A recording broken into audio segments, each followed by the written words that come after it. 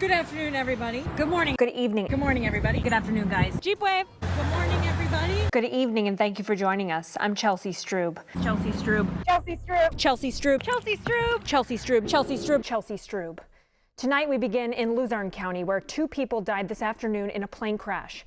Investigators say the plane took off from the Wyoming Valley Airport before something went wrong. A 5K walk and run was held this morning in Wyoming County to honor a young woman who died from cancer. Frontier customers will not be able to make any emergency calls until the problem is fixed. 342 years ago, England's King Charles II granted a charter to William Penn. As you said, I spoke with owners of heating oil companies today, and they tell me the biggest challenge they're facing is not supply, it's costs. Their credit limits are not appropriate for the ups and downs in the oil market, and so they can't buy enough oil to keep on hand to supply to their customers. And then when they are able to make those deliveries to their customers, the customers cannot pay for it.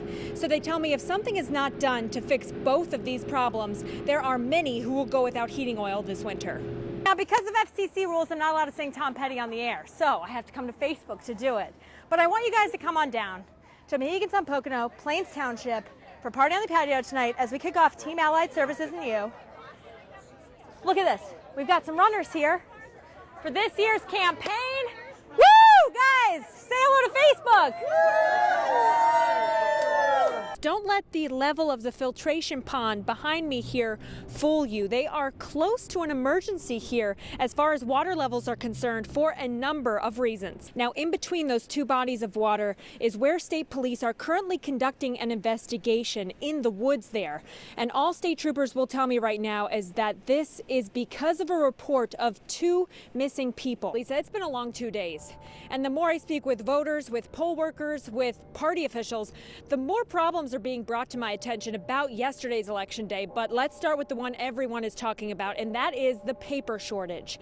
Now, to refresh everyone's memory, or to explain to people who do not vote in Luzerne County why paper is so important in the voting process, I want to walk you through it.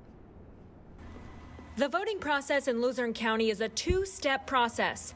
After you sign in at a polling place and your signature is verified, you are brought to one of the many big screen machines. There you push the candidates you want to vote for, click Next, and continue. You then review your choices and print a ballot with a QR type code and your choices on it. That piece of paper then needs to be placed into a tabulation or scanning machine in order for your ballot to be cast. And then you are done voting with the Dominion machines in Luzerne County. So as you can see, Lisa, this paper is a very vital part of the voting process here in Luzerne County. And I'm told some polling places ran out of this paper as early as 8 o'clock in the morning yesterday. And poll workers were telling people to come back when or if they got a delivery of paper or had people vote by provisional ballots. Now today, the Election Bureau and the Election Board started its adjudication process where it counts mail-in ballots and provisional ballots.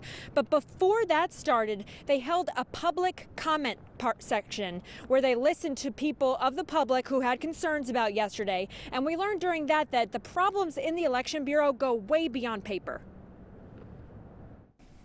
Voters, poll workers, and political party officials from both sides of the aisle sat in on the Luzerne County Election Board's adjudication meeting inside Penn Place the day after Election Day. Many spoke up to the board and employees of the Election Bureau about the disappointment they had in its performance in the execution of yesterday's general election. Dozens of polling places ran out of the essential paper needed to carry out the voting process. What happened yesterday was, at best, incompetence, at worst, fraud and voter suppression. We have gone through a lot of headaches in Luzerne County in the national news. We have another black eye. I don't know what to say to any of you. This is an embarrassment to where we live. This is beyond politics. Beyond politics. But we have failed this at every possible level. And I don't know how you expect the people to think that this is fair, whether it is or not, whether it was an honest mistake or not. What is of particular concern to my clients is the issue of how people were voting yesterday. Some people who spoke out said they were told voters were using everything from sample ballots, provisional ballots to plain paper to cast their votes. Poll workers who were dealing with the problem, including Deborah Jordan of Sugarloaf, said besides not having enough supplies to carry out Election Day, there was no clear guidance on how to solve the problem to allow voting to continue. We called and said, what do we do? How do we do it? What's the manner we proceed? For as many phone calls that we made, we got that many different answers. So I implore the board, the Council of Luzerne County, and the Bureau to please, going forward, can you just make sure you have all of your ducks in a row? So close to 10 people made comments and asked questions of the election board and the election bureau, but we didn't get any answers. We were asked by members of the board to make an appointment with them after they are finished counting all of these ballots to get answers to these questions. And we didn't like that. So we went to members of County Council today and the Luzerne County Manager to get an explanation for this oversight. Those answers are coming up on Newswatch 16 at 6. Chelsea Strub, Newswatch 16, reporting live tonight in Wilkes-Barre. I'm inside the Luzerne County Courthouse right now, where behind me a county council meeting is about to take place, where you can see an overflow of people, of voters here are hoping for answers to these questions that we have.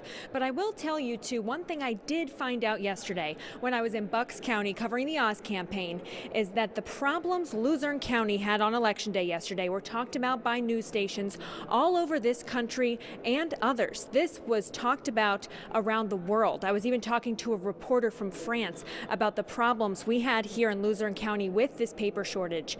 Now on Newswatch 16 at 5, I talked about how and why paper is such a vital part of the voting process.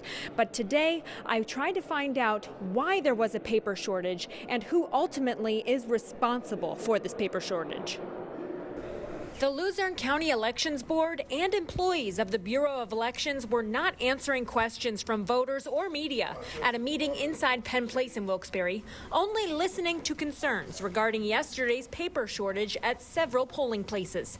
So Newswatch 16 spoke with members of County Council to get their take on what happened. Well, it's more than embarrassing. It's very frustrating. You know, we know we've had problems in the past. I believe that they were making efforts to correct all those problems and have a great election.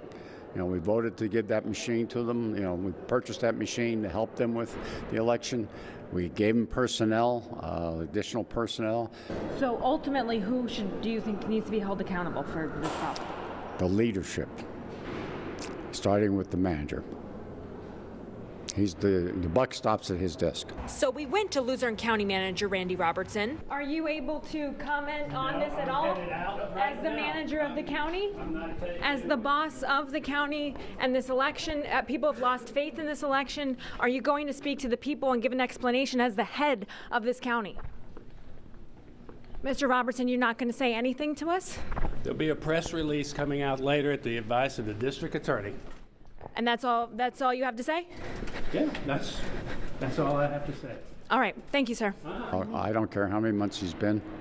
He's the manager for Luzerne County. He has a responsibility. He has a big-time job. He's getting a big-time salary. There's no excuse. I could see the first day or 2 weeks or something. He's been here long enough that, he knows where we have issues. Members of County Council say the paper problem will be addressed at tonight's County Council meeting at the courthouse. Well, I think the next step is to definitely launch a full investigation. I know the district attorney is involved at this point, and I would like to see council possibly reconvene our election inquiry committee.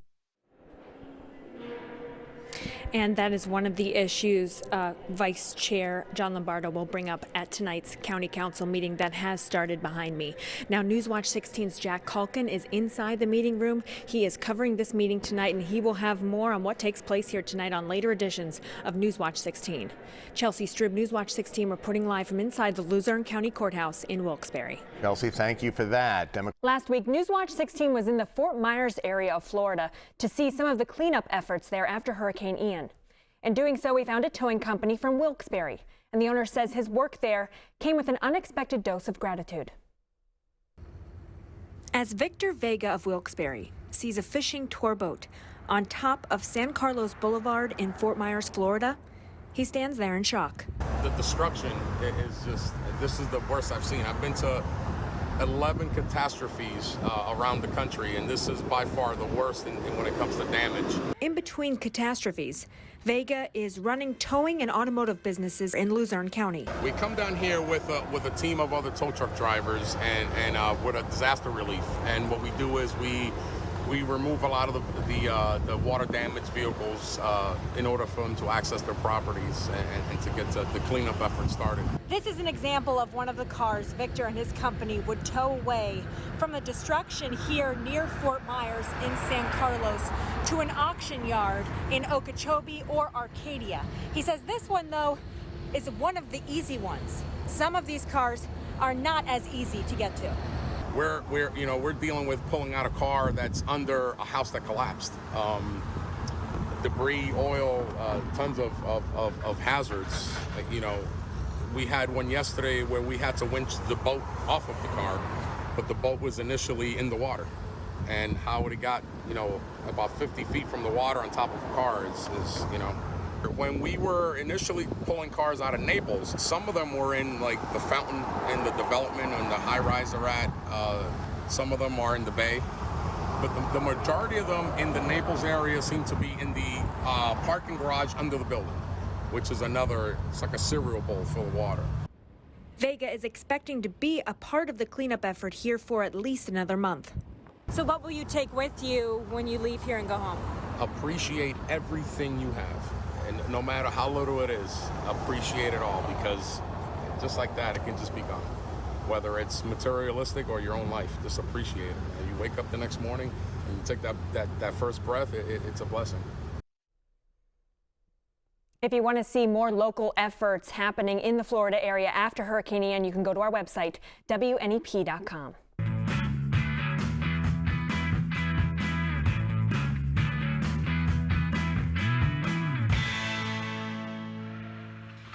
At first glance, a group of hockey players charging toward you might be a little scary. Definitely. Hockey's an intimidating sport at first, but it's all you really do. The rink is excellent. The programs that they have, if you just come, they kind of start off with learn to skate. Everyone always says I can't play ice hockey because I don't know how to skate.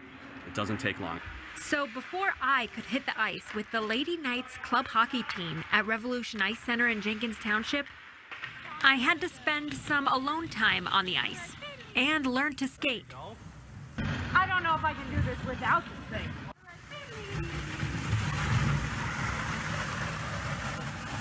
And get acquainted with a hockey stick and puck.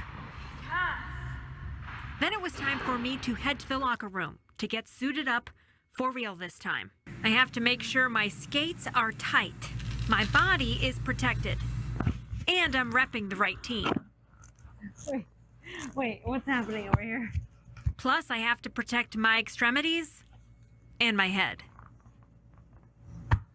And make my way to the Adult Learn to Play hockey program, where all levels of players can come and participate in drills and scrimmages.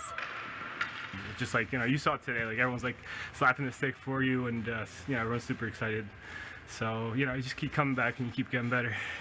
I can confirm the support of the other players. Oh,